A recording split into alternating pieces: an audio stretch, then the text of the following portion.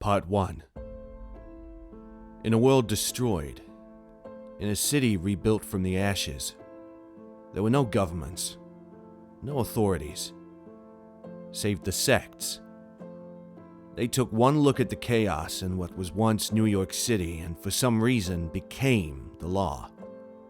Territories were formed, each one under the control of one sect. And there was order, save for the gray area in between, that space where common people, the rejects, unable to find a place with either. Chaos still ruled these streets, veiled by the shadows of the sects that lurked, waiting, poised to gain the tiniest bit of space, to take over the city. And I knew firsthand just how it could get. I walked through the streets, empty even that early in the night, the only sound being the echo of my footsteps. The moon shone down, full and bright, casting an eerie glow on the buildings. I knew from experience that some were deserted, the others occupied by the most unsavory characters. Even though I was well aware of the risk I took, no one walked around this area after the sun went down. I wasn't scared. Quite the opposite, really. I liked the empty streets, and there was no one that could seriously threaten me, save for the head of the Rifte, who was also my adoptive father. I wasn't scared of the dark streets, but I felt a shiver run down my spine. I couldn't shake the feeling that I was being watched. As I turned a corner, I stopped in my tracks, my hand drifting to the pistol in my belt holster. A menacing creature, unlike anything I had ever seen before, was right in the middle of the alley. It was at least 7 feet tall and covered in thick, matted fur. Its eyes glowed with a fierce yellow light, staring down at me, and its sharp, pointed teeth glinted in the moonlight. I froze at the canine-like smile it gave me, unable to move or even scream. No one would answer anyway. The creature let out a deafening roar, running to me so fast that it almost vanished. I turned around and fled as quickly as I could. My limbs trembled as waves of adrenaline crashed through them, but I kept on going. My mind raced even faster than my heart, planning my escape route. I could have turned around to fight, but with the slight glimpse I got, it was best for me to keep on running and hope I could lose it. I could feel its hot breath on my neck as I ran for my life. My heart pounded in my chest as I zigzagged through the narrow alleys, trying to shake the creature off my tail. But it was no use. That thing moved with supernatural speed, knocking into walls that were in its way and going clean through without even stopping for a microsecond. It was too strong. I ran even faster, feeling the sting from the raining debris. It gained on me with every step, and I realized that it was just messing with me like a cat plays with its prey before a meal. I could feel the hunger in its gaze, the hunger for all flesh. But at that moment, it wanted mine. As I reached the end of the alley, I saw my only chance for escape. A rickety old fire escape ladder was hanging from the side of a building. I leapt for it, grabbing onto the ladder with all my strength. I began to climb, my hands shaking as I pulled myself higher and higher. But the creature was right behind me. It leapt for the ladder, its razor-sharp claws tearing into the metal, and tried to jump after me. I could feel its hot breath on my heels, and I rushed as much as I could until I reached the top of the ladder and pulled myself onto the roof. I lay there for a moment, panting and sweating. But I knew the creature was still below, waiting for me to come back down. I had to keep moving. I climbed to my feet and ran across the rooftop. I could hear the creature's roars growing louder and louder, following me yet again. I could see its yellow eyes glowing in the darkness behind me and lighting up the way like little spotlights in the dark. And then I saw it. The edge of the roof. The only way out. I jumped off the edge, my stomach dropping as I fell. But I had calculated it wrong, and I landed on a nearby rooftop instead of the far one I had aimed for, rolling to break my fall. I got up, my heart racing and my head spinning. I wasn't safe. I knew that the creature followed, heard its growls as it leapt the same distance I did, and skidded to a stop right in front of me, claws digging into the roof. Its presence was like a dark shadow, and I could sense the evil emanating from it. I couldn't run, though. I couldn't even pick up the pistol lying on the roof a few inches from my hand. I had been running for what felt like hours, and I was exhausted. So I just lay, panting, and watched it as it watched me. But instead of attacking, it spoke to me in a deep and menacing voice. "Do not trust those around you," it warned. "They are not what they seem." I looked at it, speechless. It repeated itself and growled at the puzzled look on my face. "Are you stupid, human? You need to leave that posse you run around with." It mumbled something about just eating me and saving itself the trouble under its breath that stunk of carrion, and then dropped into the space beside me with a bang. I looked up at it, my throat closing at the sheer mass of toned muscles covered by matted silver pelt. I cleared my throat. "What do you mean, leave?" It growled again, baring its jagged canines at me, and I knew it was barely restrained. It truly wanted to kill me. "You heard me. Just get out of here. I've done my fucking job by warning you. Now get out of my sight, unless you have a death wish." It clambered to its hind legs, and just as it was about to leave, I spoke on impulse, hating myself for every single word that left my lips. "So, the guard dog is all bark and no bite." It spun even faster than I could have imagined and wrapped a claw-tipped paw around my throat. My vision flipped, and then I was back up against the wall, staring into the yellow eye of the enraged beast that pinned my body to the wall.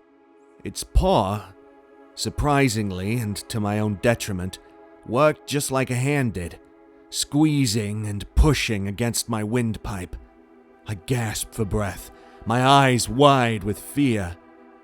The beast was unrelenting, crushing my throat with its grip till stars danced in my eyes. I tried to scream, to say something, to beg, but no sound came out. The beast's canine maw was twisted in a cruel smile, enjoying my terror. I glanced at its paw, trying to pry them off my neck, but it was no use.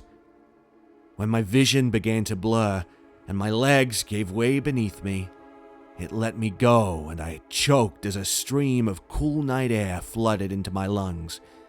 It chuckled, a sinister thing, and asked me to go investigate what the Rift actually wanted from me. "Think of it as a favor from the Croy." I bent at the knees, still gulping down as much air as I could, and winced as I forced myself to look up and asked why, my voice hoarse. It gave me a feral grin, yellow eyes glinting. "Do what I asked, and you'll find out soon enough." I staggered to my feet, aware of its gaze on me as I walked to the edge of the roof. "Why didn't you kill me immediately, if you're this powerful?" The fetid stench of carrion floated in the breeze, and I knew it was amused. "I had a task to fulfill. But you can be sure..." It paused, and I knew its teeth flashed. "When I find you next time, it will end differently." I leapt off the roof to the fire escape of a nearby building and felt my entire body thrum in pain. I didn't look back the whole way down.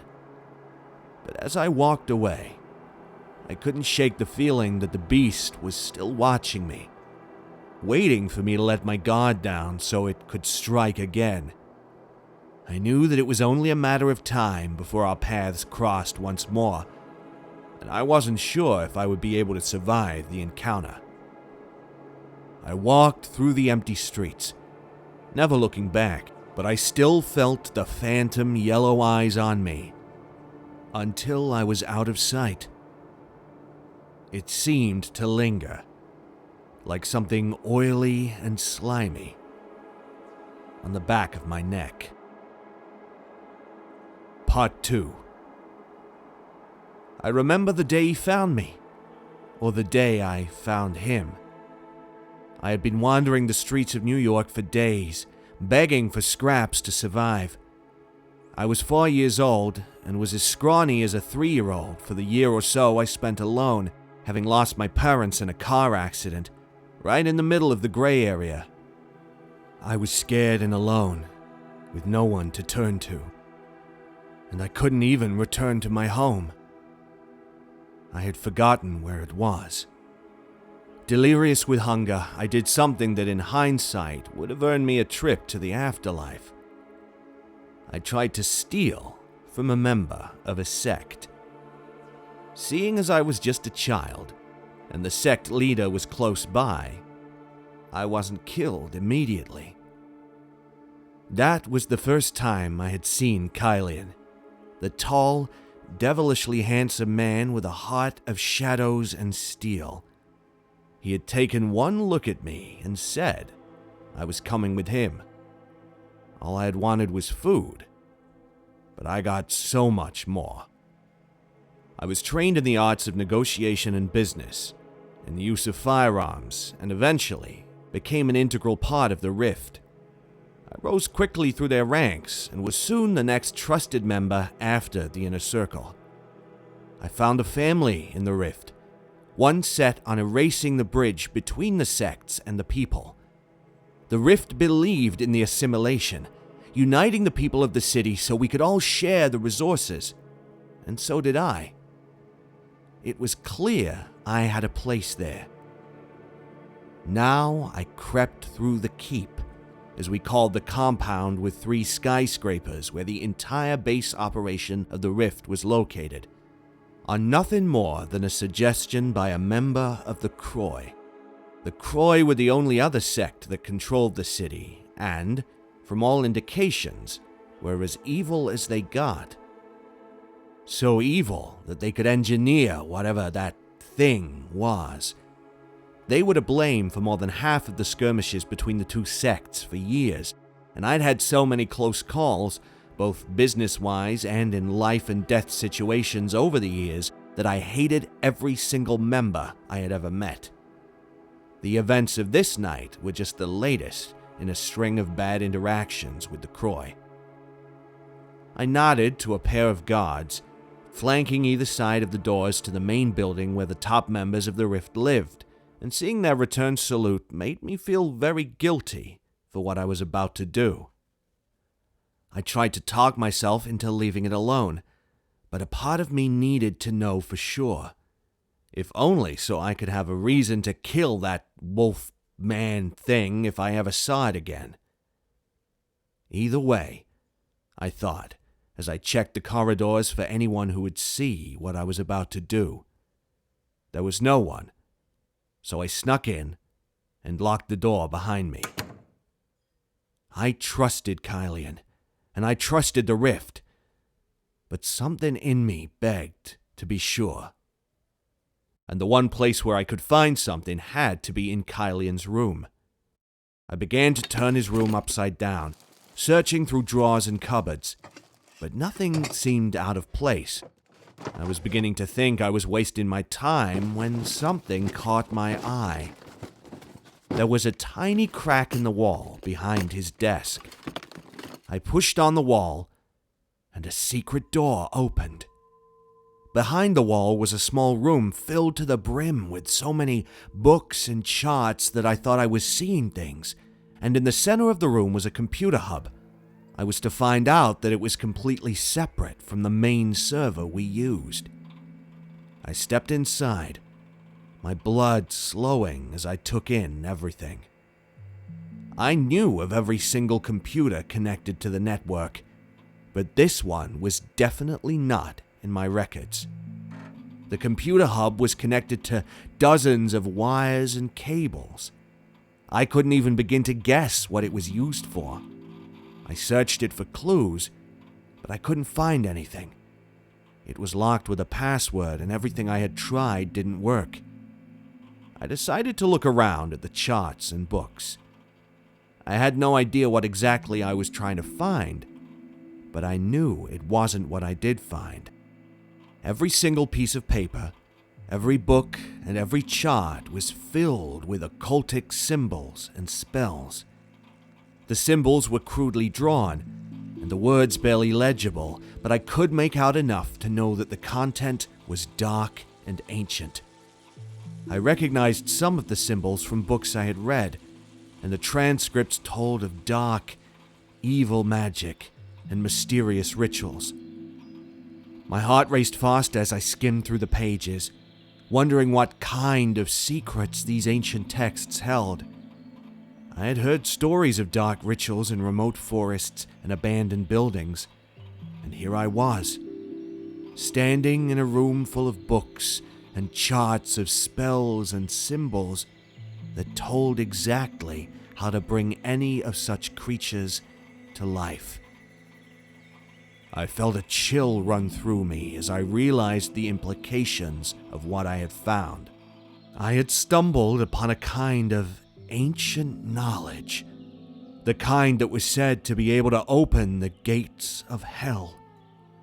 I didn't know if it was true or not, but I knew I had to leave this place as soon as possible. The hair on my hands and neck stood on end.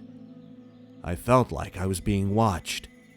I looked around, terrified. Then I noticed something strange. There was a camera pointed directly at the computer hub. I had a feeling that this was not normal. I quickly disconnected the cables and removed the camera. I was terrified at what I might find. I plugged the camera into my communicator that doubled as a smartphone and started to search through the footage. I saw Kylian typing away on the computer hub, but I couldn't make out what he was doing. I kept scrolling through the footage until I saw something that made my blood run cold. I saw Kylian talking to someone on the computer hub. I couldn't make out who he was talking to, but I knew that voice. It belonged to one of the six, one of the Inner Circle members. When I heard his words, a cold sweat broke across my forehead. Everything is set. The only piece left for the night of assimilation is Darcel. Don't worry. He will be ready. I refused to think about what I'd heard and scrolled through some more footage until I got to what I needed. His password. I typed it in, feeling a bead of sweat travel down my neck. This was it. Regardless of what I thought I heard, that would be the moment of truth. My jaw dropped lower and lower with every file, with every truth that I discovered until I was almost heaving. He was the real reason my parents were dead. They used to be high-ranking Croy members. Kylian had discovered that their bloodlines contained a strong trace of the force that connected worlds, and for his plan for world domination to work, he needed them out of the picture so he could get to me. All the years of learning the old ways, of serving the Rift like it was my only family, this was what it amounted to. I shoved my way out the secret room and was greeted by Kylian's form just in the doorway. My heart slammed to a stop in my chest, and I rubbed at my neck subconsciously. Kylian smiled, but it didn't reach his cold, blue eyes. Going somewhere? I stammered, thinking of what to say.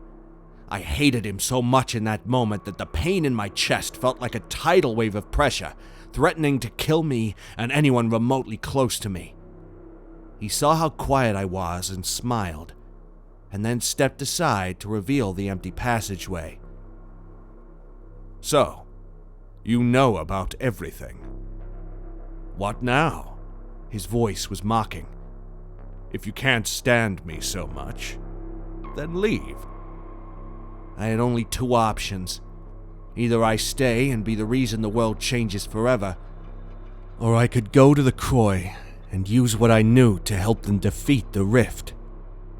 With everything I learned, there was only one viable option. I walked past him, so close I could hear his shallow breathing in the space between us. I had walked a few feet into the corridor when I felt his eyes on me and turned. My heartbeat spiked, almost slamming through my ribcage at the look in his eyes. Run, he mouthed.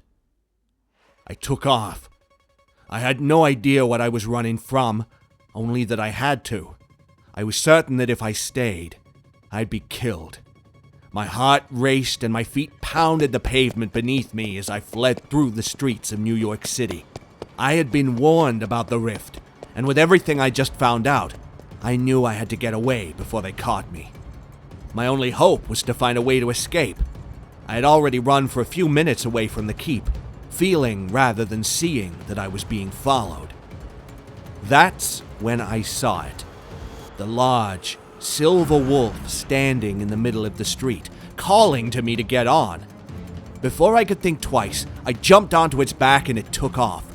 I clung to its fur as it galloped through the night, dodging the obstacles and buildings in our way.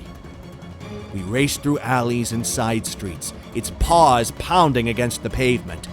I could feel its heart beating as fast as my own, and even though it remained silent as I told it everything I had found out, I knew it was just as scared as I was. We seemed to be gaining some ground, but the Rift was still close behind us, and with whatever Kylian sent after us just 50 meters away and closing in fast, I knew they weren't human. Not if they could keep up with the speed the Wolfman ran. Suddenly, it leaped over a fence, and I found myself in a large, empty park. The trees were tall and menacing, and I could feel the darkness pressing against us. Suddenly, I heard a loud howling, and I knew the Rift were near. The Wolfman had no choice but to keep running, and we raced through the park, dodging trees and bushes. My heart pounded in my chest as I let it take control. It seemed to know where to go, and as far as I could tell was heading to the Croy parts of the city, so I was grateful for his guidance. We ran through the city, dodging cars, and weaving in and out of alleyways. I could hear a faint howling in the distance, and I knew it was only a matter of time before they found me. I tried to focus on the task at hand, but I couldn't help but think of the horrors I had seen. I had just seen what they were capable of, and I had no intention of becoming their next ticket to power. I had to stay one step ahead of them, or I'd be doomed. Finally, we reached the edge of the park, and I saw the bright lights of the city in the distance. The Wolfman leapt over a gate, and we were out in the open again. I held on tight as the Wolfman galloped away from the park and back towards the city. The Rift seemed to have given up the chase, because I didn't hear any signs of pursuit, and I finally breathed a sigh of relief. My relief was short-lived. My heart raced and my breathing quickened as the Wolfman set me to the ground, and in the next second, a shadow slammed into it. I pulled out a gun while they battled, my palms sweaty as I tried to get an opening, but they were moving around too much. I had thought we had escaped, the Wolfman and I, but I was wrong. The rest of the shadows had found us, their long black cloaks swishing as they moved through the night like ghosts. Suddenly, we were surrounded just as it knocked the shadow off. The Wolfman and I locked eyes, its breath coming in short gasps. We both knew what was coming. I'll be damned if I let them take you, it snarled, baring its teeth at them. It pushed me behind it and yelled at me to run, just as the shadows moved closer, their eyes glowing red in the darkness. I wanted to run. I tried to, but my feet were frozen in place. They fought, and the wolfman was a vision of viciousness as he put his claws to good use. I almost thought it would win, but the wolfman staggered away from them for a few steps, and I tried to move forward when I saw the blood dripping, already forming a pool at its feet. It let out a loud growl and lunged at the shadows. I heard the sound of metal slicing through flesh, and it seemed like a dream as the wolfman's lifeless body fell to the ground. The shadows turned towards me, their eyes full of hate. I wanted to scream, but my voice was lost. Before I could do anything, I felt a sharp pain on the back of my head, and everything went dark. When I awoke, I was alone. Part 3. As I made my way up the steps, I felt a weight settle on my shoulders. This was it. I had only one choice left to make, and I had to choose between the family I found and the family that never stopped looking for me. I owed the Rift my life, and even though they were the very reason I was separated from my parents, there was a life debt to be paid. Life debts had to be paid. It was a law far older than any the sects made, and I knew this was the only way. Didn't make it any easier, though. The wind blew through my hair like chilly fingers as I stepped out of the stairwell and onto the roof of the tallest building in the entire city. I snorted as I spied the 7 figures in red cloaks waiting for me. 6 stood in a circle, each at the point of a 6-pointed star drawn on the concrete, and the last stood in the middle. The night was darker, the moon hiding behind the largest rain clouds I had ever seen, as though it couldn't bear to see what was about to happen as it continued on its journey. My guard, who had huffed far behind me as I climbed the stairs, made to shove his staff in my back, but was stopped by the figure in the center of the hooded red cloaks. Let him be. He needs to do this of his own free will. The hood was pulled off in one fluid movement, and I was faced with the person who started it all. It was fitting he would be the one to end it, too. I spat at his feet, and the guard jammed his staff into my back, knocking me to the ground. My knees barked as they landed on the hard cement. Darcel of the Rift, born of the enemy and spared from death by the family. Do you consent to yielding your life force to bring the day to existence? Yes, I whispered. I almost laughed where I kneeled as he started the chants in a deep, guttural voice. The way he spoke made it seem like I actually had a choice, like I could stop what was to come. I knew I couldn't. There was no free will. My heart threatened to jump out of my chest as the song-like chants reached a crescendo. The thought that I was going to die. But I pushed it down. It was no secret that I was always willing to die for the Rift, and die I would. But not for the reason they thought it was. My mind calmed as a dry, hot wind that smelled, unsurprisingly, like sulfur blew in from everywhere and nowhere all at once. I couldn't even force myself to feel scared when the symbols drawn on the concrete of the roof glowed red. Or when the floor beneath me disappeared and I knelt on thin air, hovering over a red chasm that grew with every second. The red-cloaked figures fled from their positions, and so did Kylian. I was all alone, and the only company I had was the entity that emerged from the abyss with a plume of smoke. I coughed, struggling to move with everything I had, but it seemed like my body was frozen in place.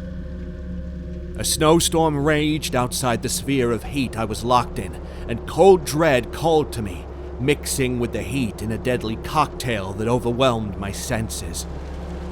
I heard the sounds first, of bones breaking and then of flowing blood, and I lay confused, wondering how he wound up spread-eagled and stretched over the chasm.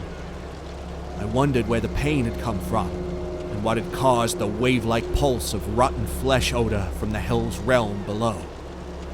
My answer brought fear, true fear, with it, and demanded I submit. It was huge, way bigger than anything I had ever seen in my entire life, and even the wolf thing paled in comparison. A giant, monstrous figure emerged from the depths. It had long, razor-sharp claws, scales on every inch of it that I could see, and a mouth full of sharp teeth. It was horribly long, like a hybrid cross between a centipede and a wolf, and its eyes were glowing with a sinister yellow hue. I screamed, the only action my bound body allowed, but my voice was drowned out by its terrifying roar. I shook with fear as I tried desperately to break free of the binds on my mind, but it was no use. I was trapped, with no way of escape. The monster advanced towards me, its teeth gleaming in the light from the yawning chasm. I closed my eyes and prayed for a miracle, but there was none. I was doomed. I felt my strength flag as it emerged into the pale light of the coming dawn. At this rate, just bringing it into this world was gonna take everything. I slumped, defeated. There was no way I could stop it. Still, as the monster's tentacles groped every inch of me, tasting the energy that flooded from my body into its own, I spoke to it, my voice quiet. It barely carried on the wind, but I knew it heard me. According to the old laws, I deserved to have a fulfilled last wish. Speak, and it will be done. My ears shook as it replied from its wolf-like snout, in a voice that was equal parts guttural and small. The contrast didn't make sense, but it did. I turned to the building that Kylian no doubt watched me from and smiled. It was wide, so wide that if I were him, I would be worried. I knew what he truly wanted. Power. Absolute power. But I knew the Croy would use it better. I could get even in the best way possible. The cold fingers of my fear, or relief now that I thought about it, squeezed my heart, but I didn't mind. I looked the Dade in the eyes. Any power you get from this encounter, from my sacrifice, must be sent to the matriarch Croy. The Dade didn't speak again, but the light flared for a second. When it cooled, and my vision with it, I felt smug at my last glimpse of life. Kylian stood on the very edge of the roof, a spirit flare in one hand, a double-barreled gun in the other, and a look of sinister rage and pure fury on his face. If I didn't feel so tired, I would have smiled and taunted. But the smell of sulfur and the pure, undiluted heat streaming from the rapidly growing Dade lulled me to sleep.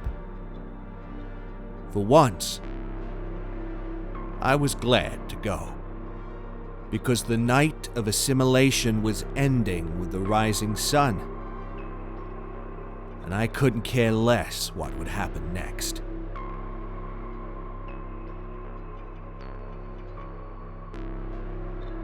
Hey, sci-fi horror fans. It's Thomas which of you prefer.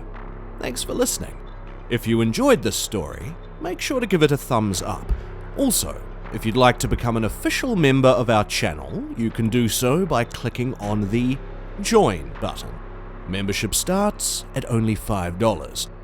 Craving another scary story? Click on that video on your screen, recommended only for you by YouTube. Until next time, never forget, make sure to remember, stay cosmic.